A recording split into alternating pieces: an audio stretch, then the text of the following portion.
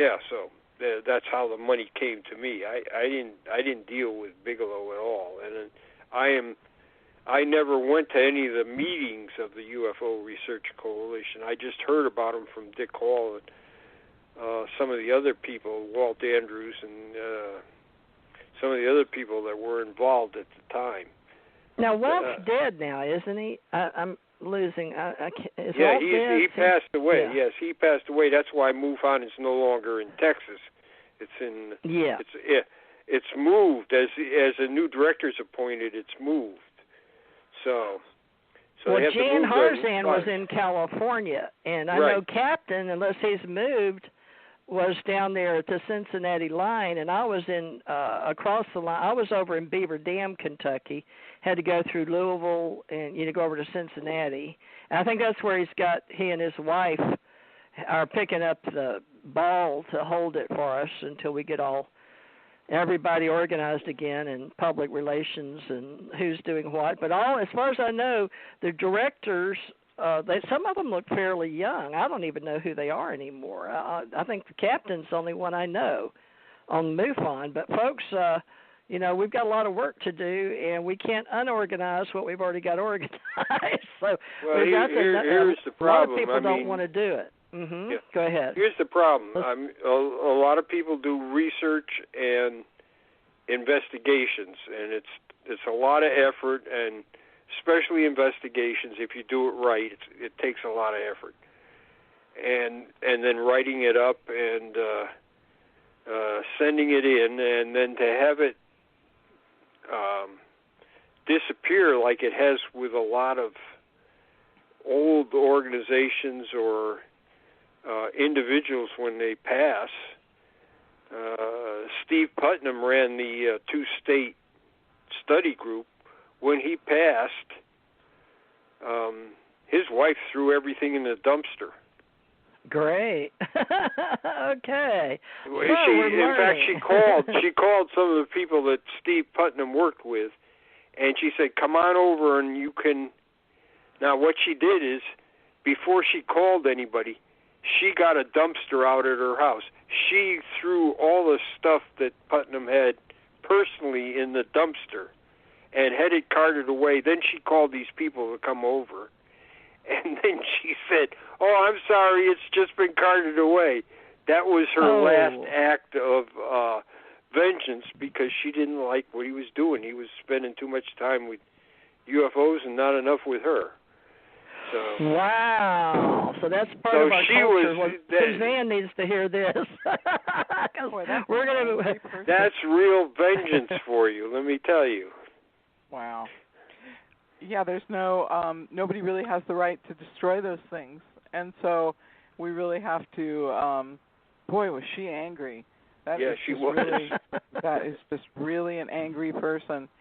So, but also we have to think that maybe there was something actually really wrong with her, that she would think that was a good way to handle things. Yeah, or, you almost lose your husband to this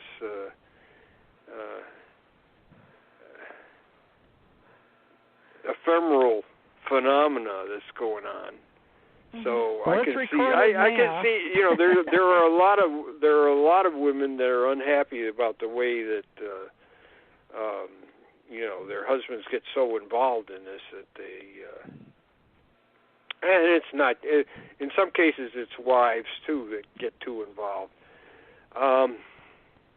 Well, let's look at the worldview, because Suzanne's coming in, and she just volunteered today, so she's brand new green, and she wasn't into the UFO business, but she understands the ancient myths and legends and how it affects the world, and she knows about them. And, and Janet, of course, has been doing this with me, archiving, for at least since 2012, so I know she's on our side. But, we're doing oral archives, so I've got these from 2012, including your history, and we're hopefully going to get people to help me transcribe yours, and hopefully it won't be after you're gone, but it may be. I don't know. But the thing is, we'll have them oral reports. So let's, Suzanne, do you have any questions for Jan? Because Jan is 76, and I'd like him to, I don't know how long he's going to live or how long he expects to live, but, every time I get to talk to him is a blessing for me to get it here because he knows I want to help him, and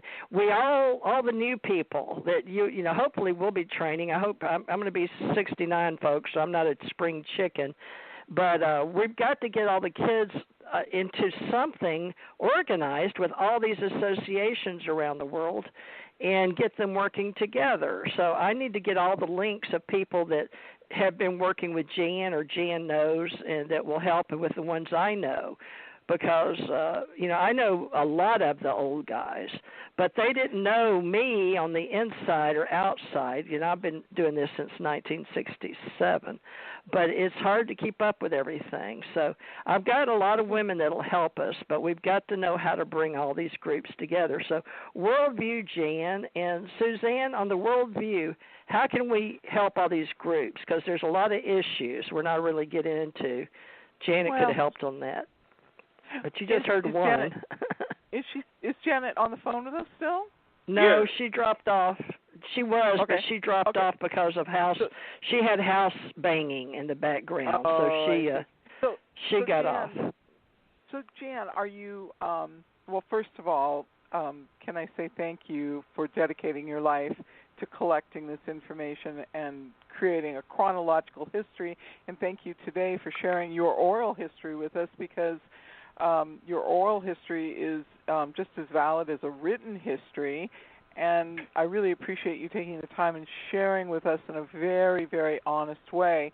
It's a laborious process for you to put this together in chronological order, but I've really enjoyed learning just a little piece. It feels like I just have a snapshot, and so thank you. First of all, thank you. Okay, thank you. Yeah, We've done oral histories, too. Okay, about 200 of them. Okay, cool. So I have a question for you now. Yeah. So you started doing this when you were in college, so that was 1960, is that right? Well, no, I started doing this about 1958. 1958. Okay, so 62 years. So you started doing this when you were, how old were you? You must have, oh my gosh, that's not, how's that possible? I was in high school. I was just, in high school. Okay. Yeah. Wow. Okay. And are you married? Have you married? Do you have children? I have been married, yeah. I have a son, and I have 3 grandkids. Oh, lovely. Yeah. Oh, really lovely. Okay. And so the whole time I was listening to you, I was thinking, well, what was the most interesting story that you got involved in and that you researched? What was the one that you personally... So I think that, just your pure history stands on its own, but I'm just curious as a human, what is the most interesting story to you personally? Not recognition, verifiable, or anything else. Just what's the most interesting story for you as a person? Well, I used to travel around with Tom Talene. I said we have 200 oral histories, but he's the main one with oral history. But he would take me along on a lot of these trips. We would go around. This is not the Project 47 thing. This is an oral history project that we were on. Okay. So we would travel around the country, going from one place to another, interviewing scientists, people from the government,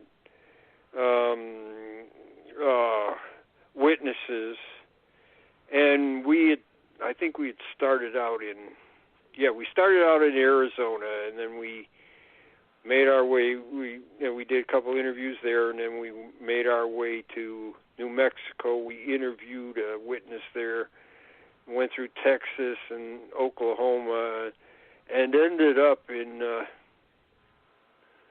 all the way down in a little tip in Kentucky.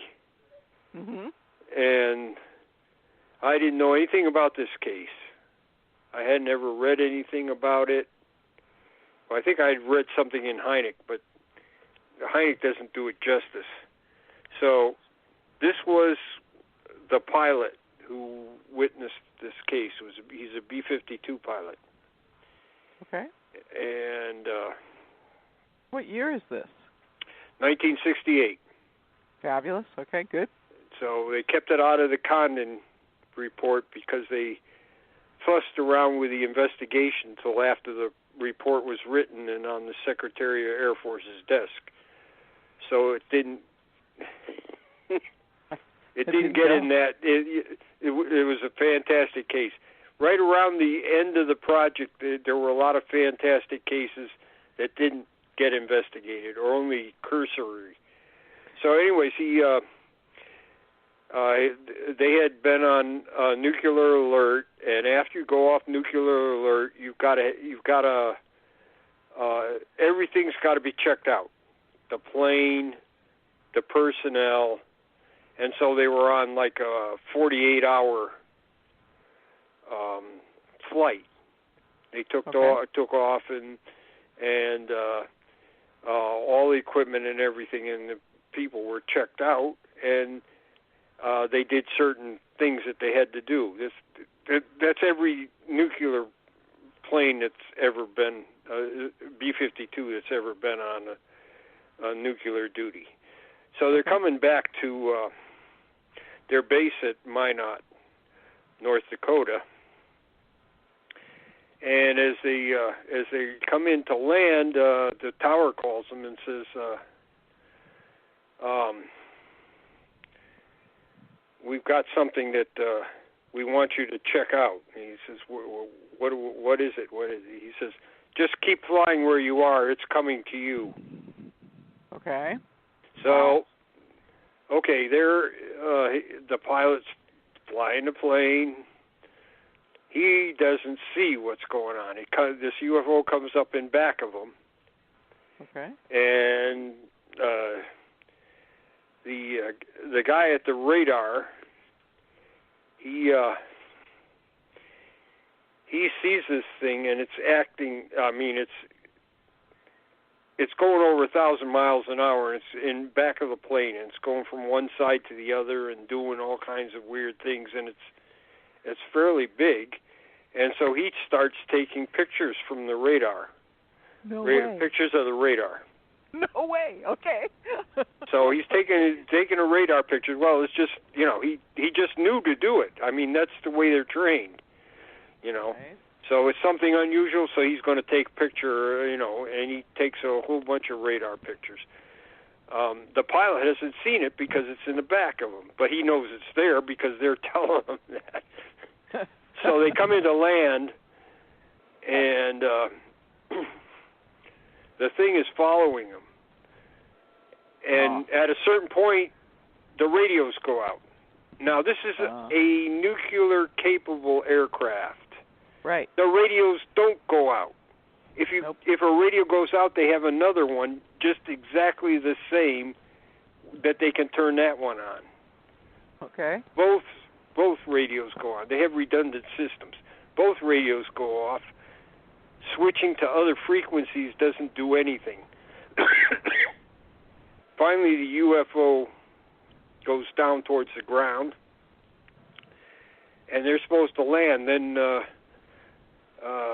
voice besides the controller at the control tower comes on and tells them to go around and make another. Go around and look at the UFO. So they look at the UFO. It's really strange. It's a body like an egg, and then it looks like it has a tube coming up and a cabin that's separated, connected to the egg-shaped thing with like on a tube. Okay. And so they come back around. Now, they didn't have permission to land, but the pilot said, "I'm going to land it." That's bad news. You don't do that. You don't. It's. But anyways, that's what he did. So he's coming in, and it's flying alongside him, and he gets a good view of it. So. Wow.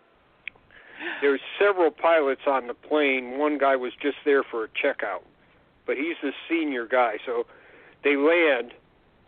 Now the tower knows what's going on, and the tower says, send the senior man out here to the operation